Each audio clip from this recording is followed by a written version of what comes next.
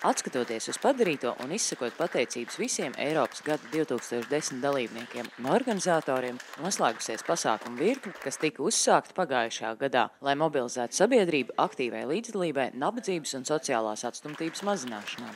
Eiropa pasludināja šo gadu cīņai pret nabadzību un sociālo atstumtību, kas arī jāsaka vienlaikus tādā īpašā kārtā ir sakritis arī ar situāciju, kad ekonomiskās krīzes rezultātā šīs problēmas patiešām ļoti būtiski iezīmējās visā Eiropas Savienībā un arī Latvijā. Šobrīd ir ļoti būtiski piebilst to, ka visas šī gada aktivitātes tika īstenotas bez īpaša šim mērķim paredzēta valsts finansējuma.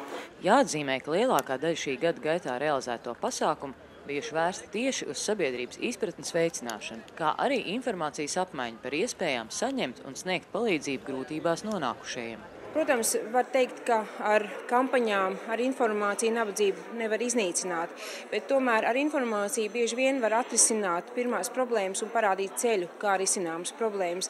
Tādēļ gada garumā sadarbībā ar nevalstiskām organizācijām, ar ministrijām, ar medijiem mums izdevās organizēt lielus notikumus daudziem desmitiem tūkstošu cilvēku, kuru laikā mēs stāstījām par iespējām, kādas ir pašvaldībās, kādas piedāvā, piemēram, Eiropas sociālais fonds. Mēs bijām dzelzceļa stacijā, mēs bijām Vērmanas parkā, un ļoti svarīgi mēs esam radījuši arī internetu vietnē iespēju karti.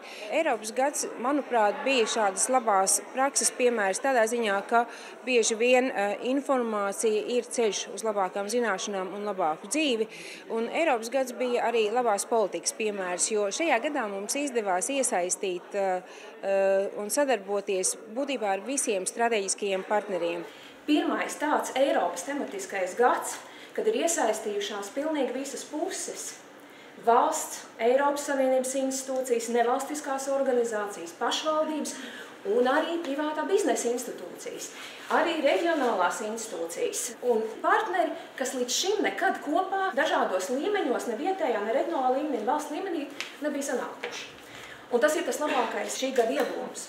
Un tās lietas, ko mēs darījām, arī vēstnieku izvēle bija pareizā veidā, jo mēs skatījāmies uz tiem cilvēkiem, kas ir tuvu tai dzīvē, kur ir problēmas. Pasākuma laikā labklājības ministra Ilona Jurševska arī nodeva simbolisko stafeti izglītības un zinātnes ministram Rolandam Brokam. Nākamā Eiropas gada, kas pasludināts par brīvprātīgā darba gadu īstenošanai.